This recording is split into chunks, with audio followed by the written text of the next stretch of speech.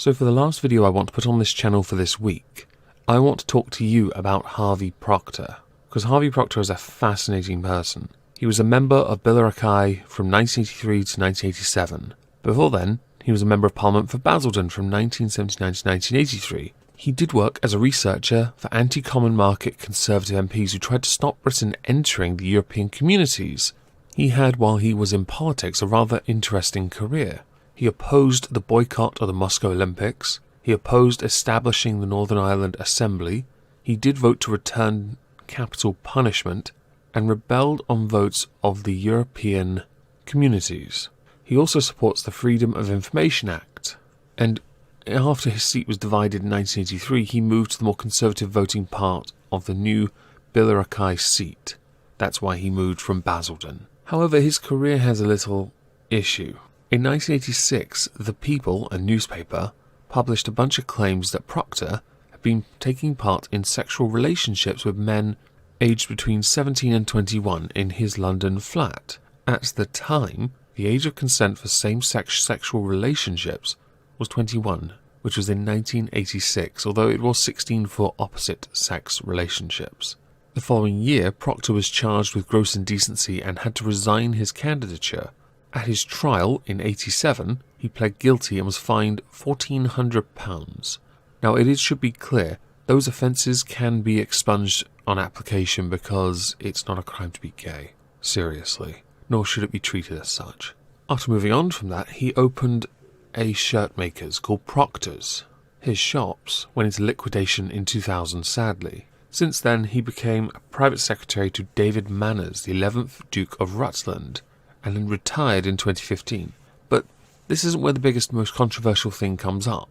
In 2015, Proctor's home on the Belvoir estate, where he was living as the secretary to David Manners, the Duke, was searched by the Metropolitan Police as part of an operation called Operation Midland, which was an investigation into allegations of historical child abuse and related homicides.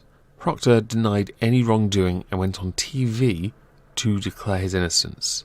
This is why he retired with immediate effect from working as a private secretary at Belvoir Castle.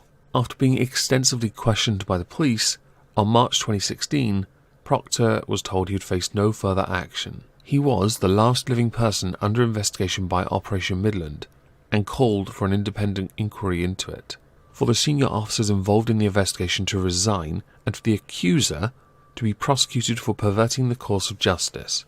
He also wrote an open letter to MPs, which was published in the Daily Telegraph. The Met closed Operation Midland, and no charges were brought, no files passed to the CPS or Crown Prosecution Service. Proctor held a further press conference in 2016 and was interviewed by many news outlets, which included BBC, ITV, Sky News, Channel 4 and BBC Newsnight programmes about this. There was a report written by Richard Henriques, or Sir Richard Henriques, on Operation Midland, and other police investigations on the 8th of November 2016. Sir Bernard Hogan Howe, Police Commissioner for the Police, Metropolis anyway, apologised to Proctor and others for over 40 mistakes that were made by the Met Police in Operation Midland. He said Proctor was innocent, and Hogan Howe met Proctor at Hogan Howe's request in Dean's Yard, London, to repeat that apology, which led to Proctor suing the Met in February of 2017. Proctor appeared, we're going to skip ahead now to yesterday, appeared at Newcastle Crown Court where he gave evidence against a man called Carl Beach. Let's talk about Carl Beach, shall we? This is Carl Beach.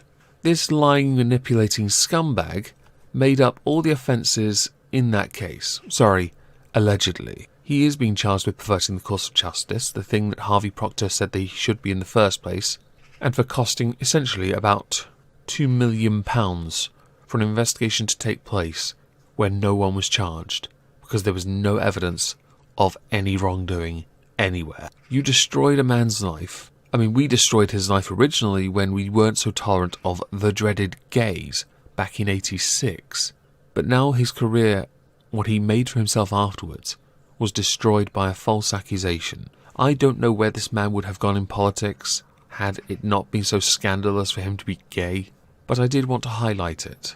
I hope you are found guilty, to be honest. I should be wearing my judge outfit for this, but I'm just going to stick with continuity for this week. You deserve to be put in prison for the remainder of your years for lying the extent you have. All of this stems from the argument that there was a Westminster VIP paedophile ring. There was never any proof of it.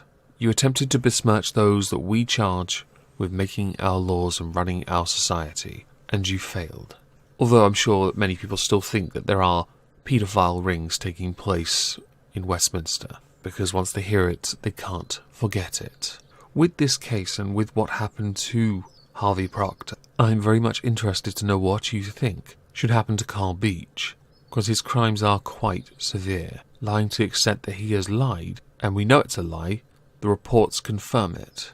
Not just the Operation Midland report, but the report done afterwards by Sir Richard Henriques. Please let me know in the comments below what you think about this.